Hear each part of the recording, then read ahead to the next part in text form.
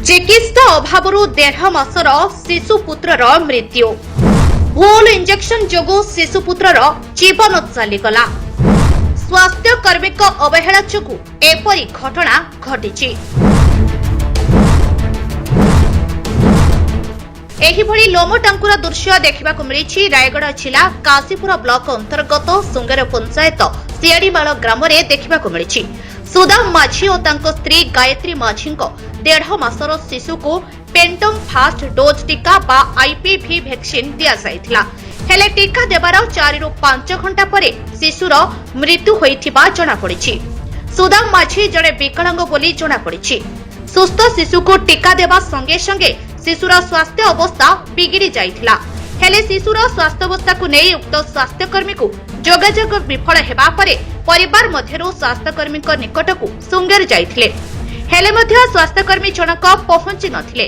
स्वास्थ्यकर्मी जनक सुंगेर रे रुहंती तांको अनुपस्थित जोगु घटना घटिथिबा मध्य ग्रामवासी प्रतिक्रिया दैछंती।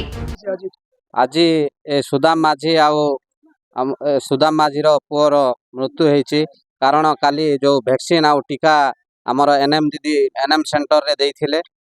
से एनएम सेंटर रे देला पर पिला बहुत सुस्थ थिला। आगरु इंजेक्शन देला पर पिला आसिकी घर को आसला परे बहुत माने कांदी की से माने सेंसलेस हो गला। सेंसलेस होला परे ता पाटी आड़ को लाड़ो धड़ा लाड़ो बाहरी गला।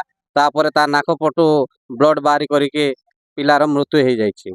एनएम दीदी को आमे तांको फोन कलु। फोन कला परे किछि रेस्पॉन्स आसला नै।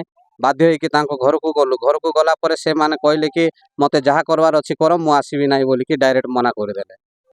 आज शिशु मृत्यु को नहीं काशीपुर थाना रे अभियोग करा जायछि। घटनार अभियोग आधार रे एक अपमृत्यु मामला रुजु करा जाई काशीपुर पुलिस तुरंत तत्परता देखाई शव व्यवच्छेद पई काशीपुर गोष्ठी स्वास्थ्य केंद्र को निया जायथिला।